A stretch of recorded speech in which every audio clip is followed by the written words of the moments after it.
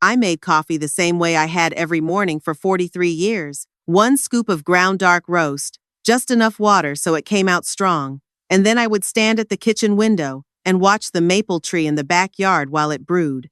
My husband Gerald used to say I looked like I was waiting for something to happen out there. Maybe I was.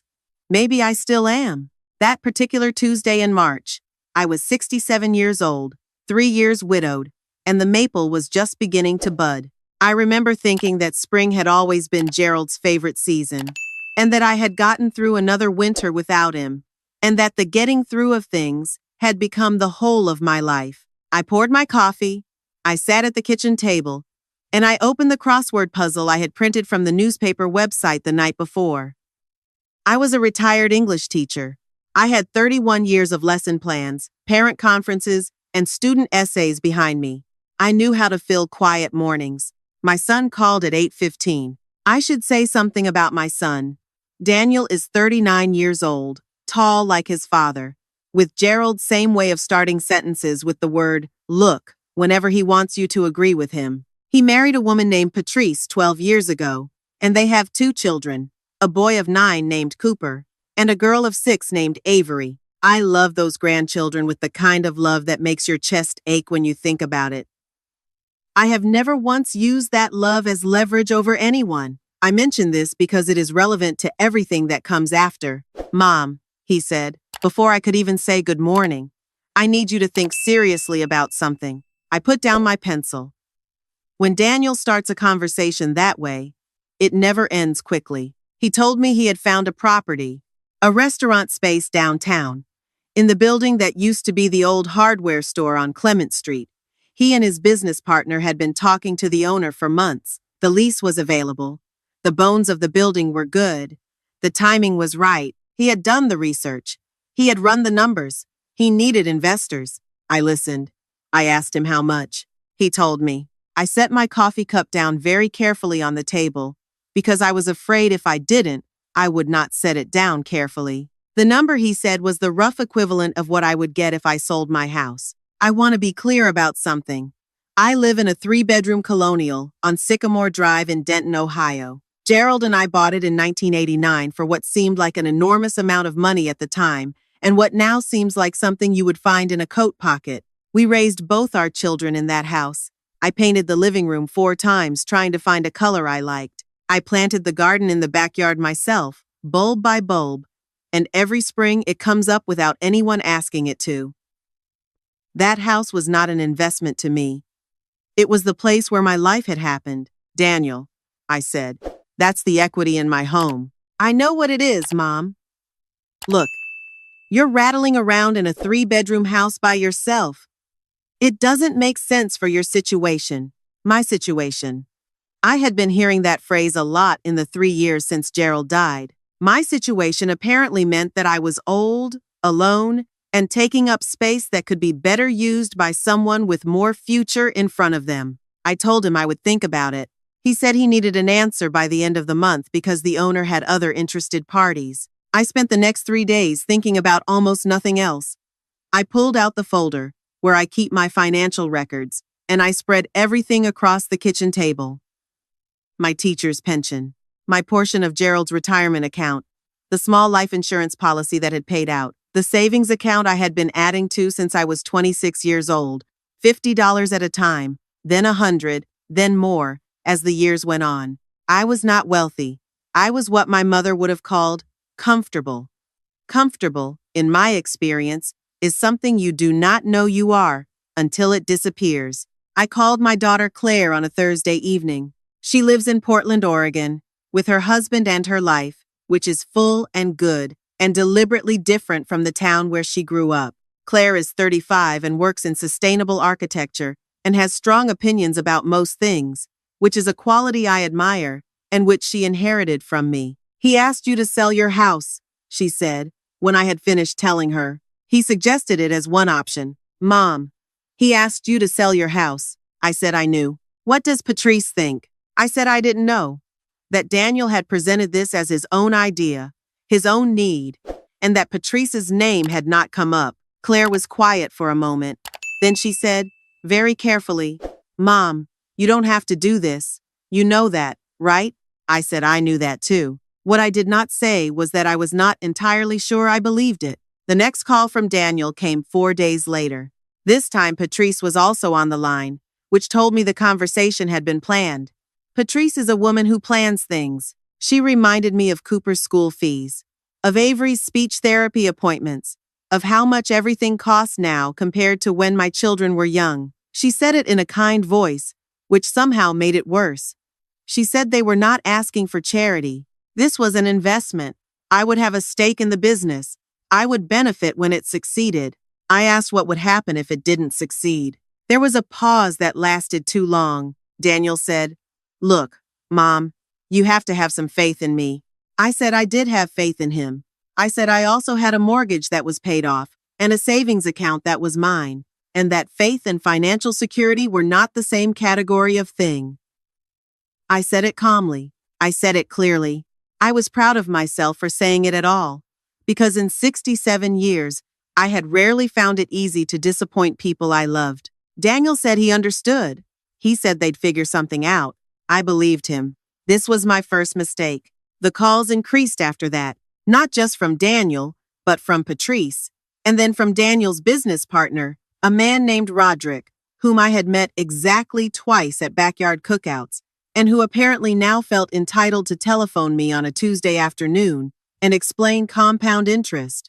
My sister-in-law called, Gerald's younger sister Frances, who had heard about the situation from some family channel I was not aware of. She told me that Daniel was a good boy who just needed a chance, and that Gerald would have wanted to help him. I did not say what I was thinking about that. My neighbor Barbara noticed that I had stopped going to my Tuesday morning book club, which met at the library 2 blocks away.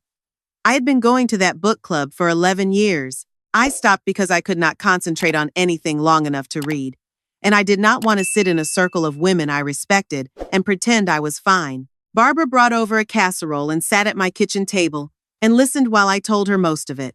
"Margaret," she said, which is my name, "when did you last do something just for yourself?"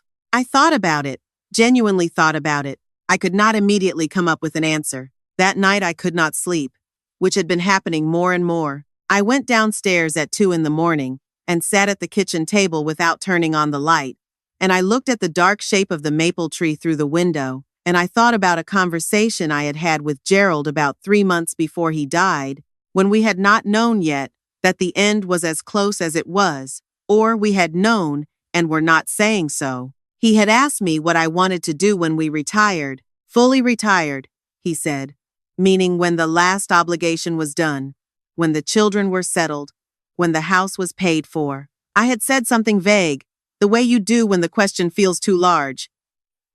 He had pressed me. I had said I wanted to learn to paint, not seriously, not professionally, just watercolors, just for something to look at. He had said, "Then do that, Maggie.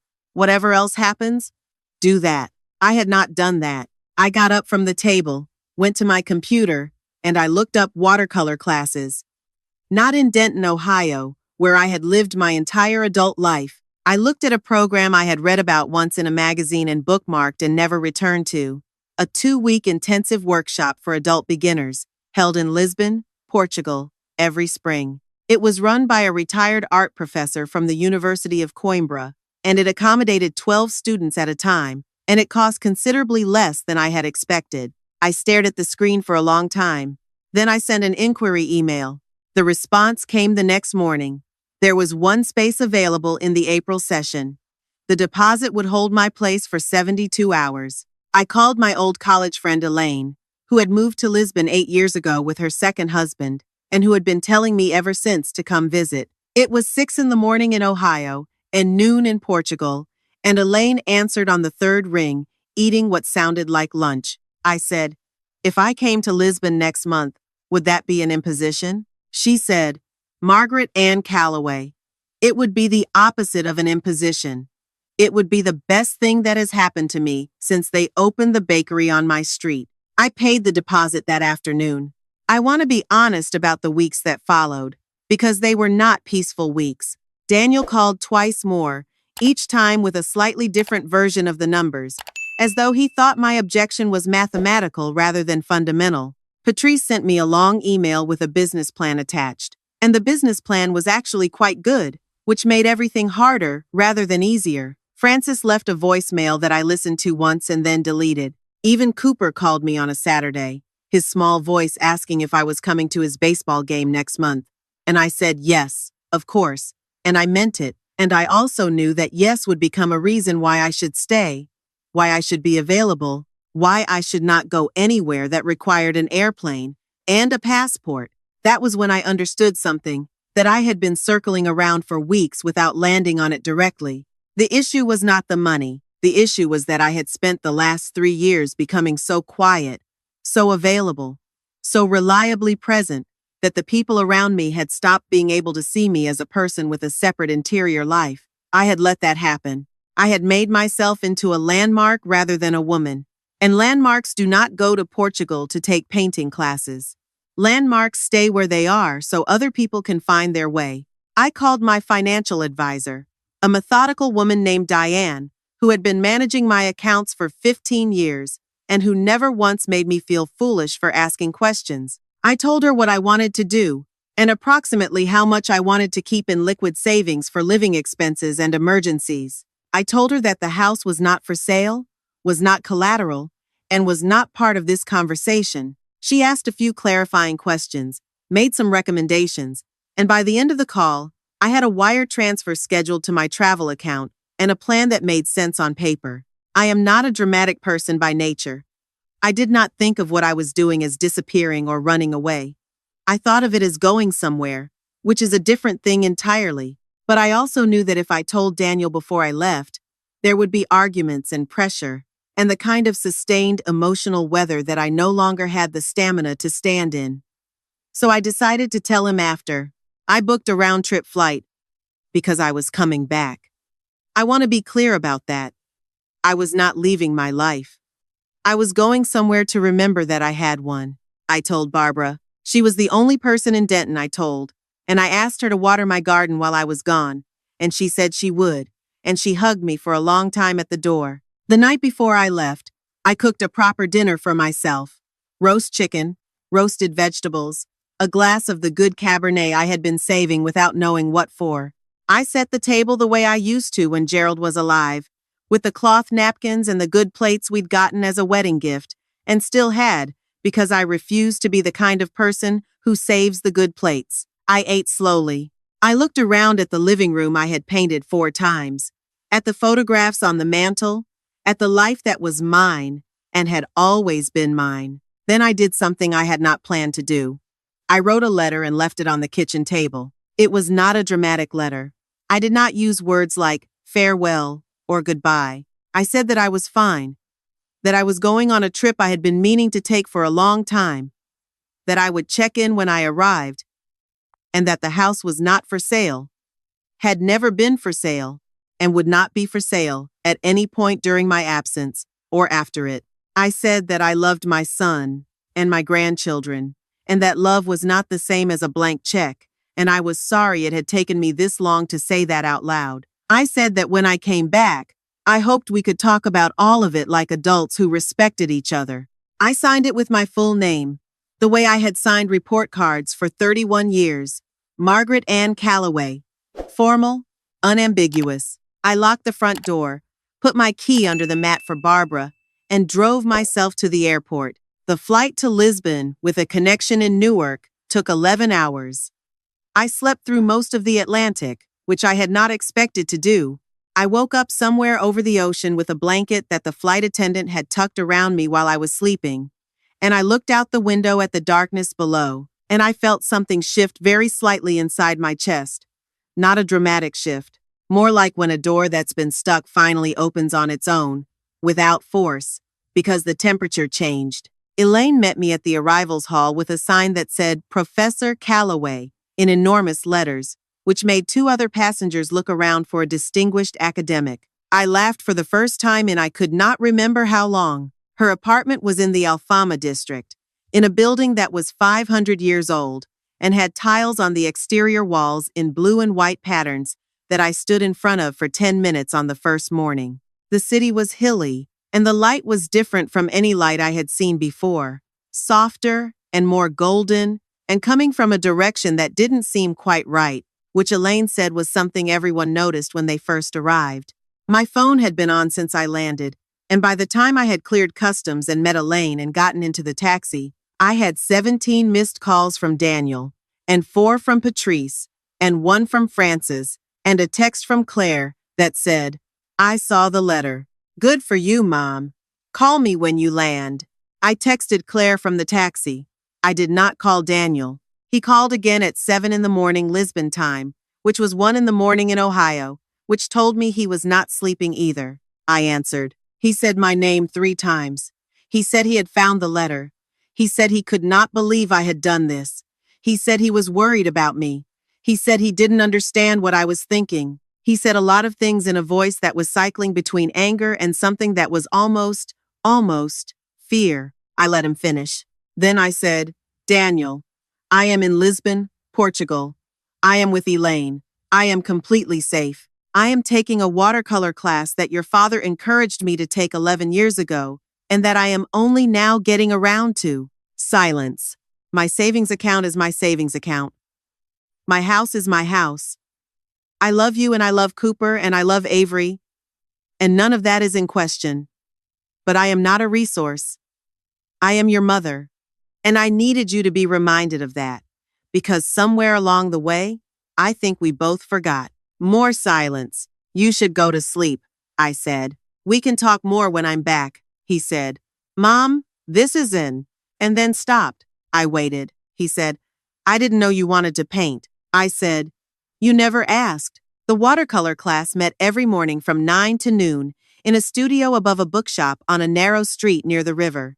There were 11 other students, a recently retired surgeon from Chicago, a woman from Toronto who had just become a grandmother for the first time, 2 sisters from Brisbane celebrating their mother's birthday, a quiet man from Edinburgh named Hamish who had been coming to this class every spring for 6 years and said he never got any better, but kept coming back because the light in Lisbon was worth it. The instructor was a small, unhurried woman named Professor Abreu, who wore paint-stained linen every day and had the manner of someone who believed deeply that the process was the whole point. I was not good.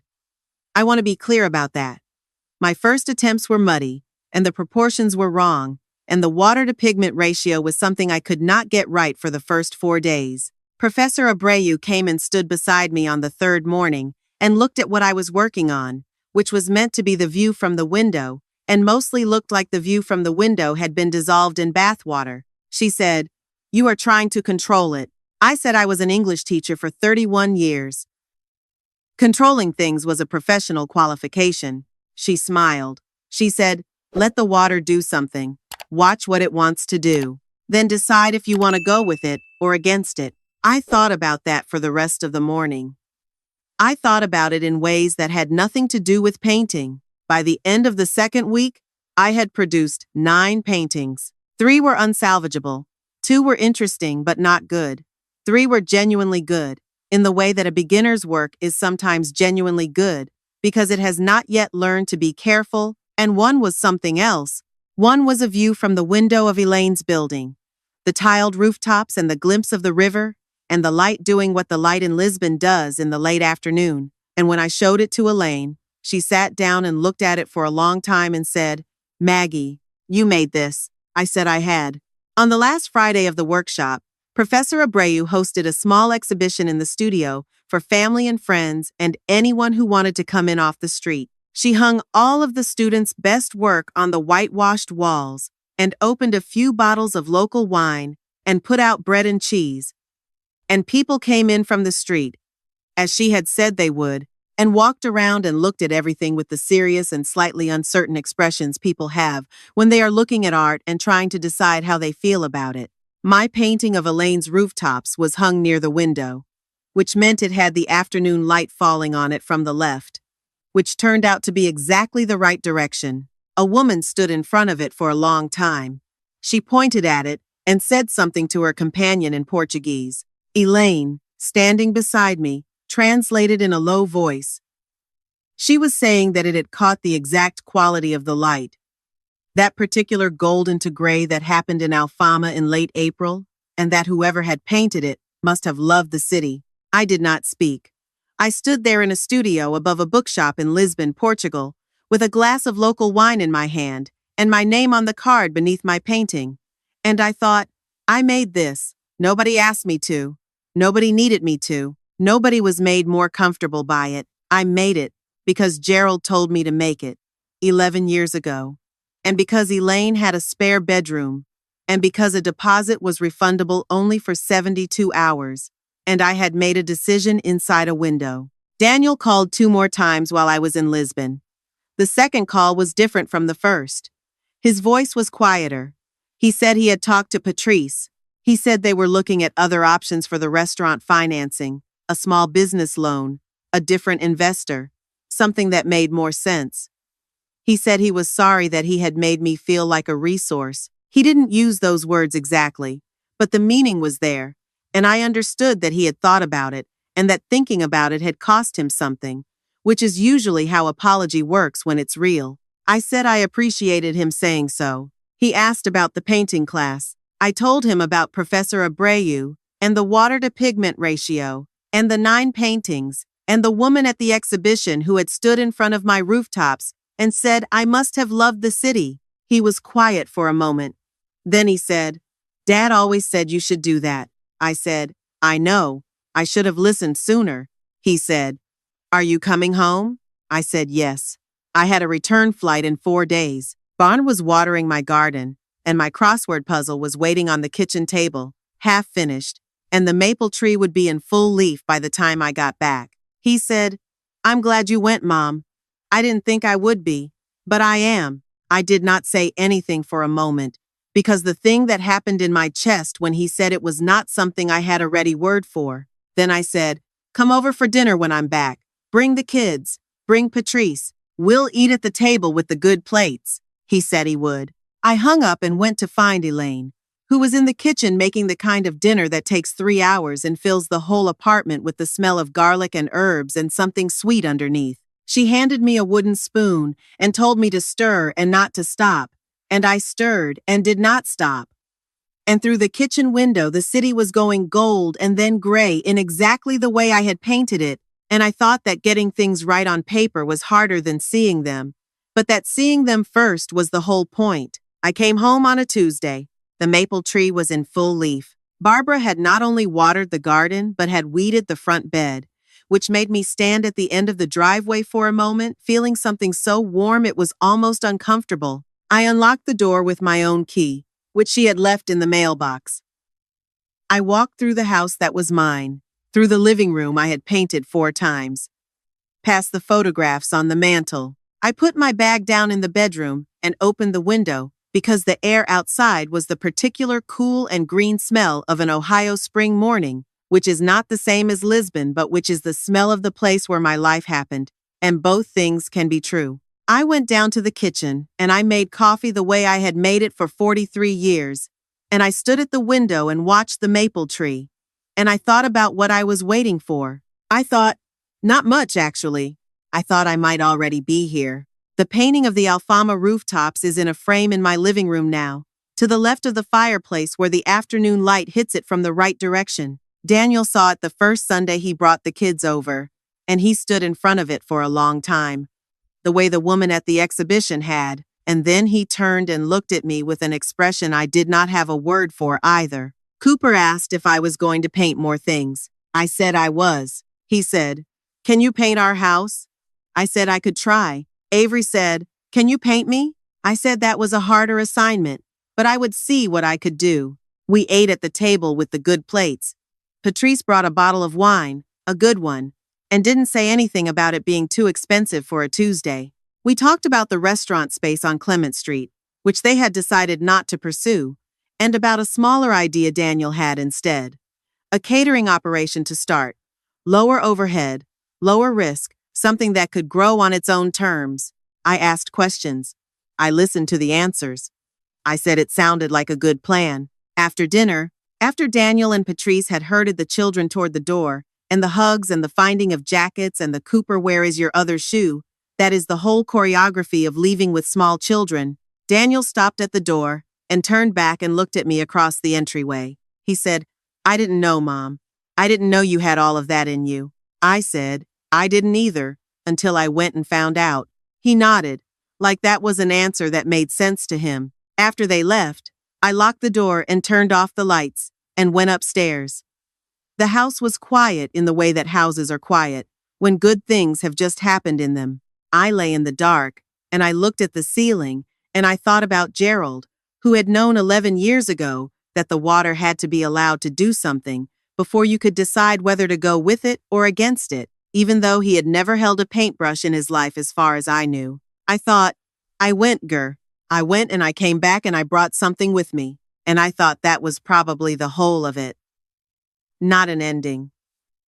Just a place to stand where you could see clearly in more than one direction. That's what the good light does, the kind you have to travel to find. It doesn't change the thing you're looking at. It just shows you what was already there. I fell asleep before I finished thinking it all the way through. In the morning, I got up and made coffee and stood at the window. The maple was there. The garden was there.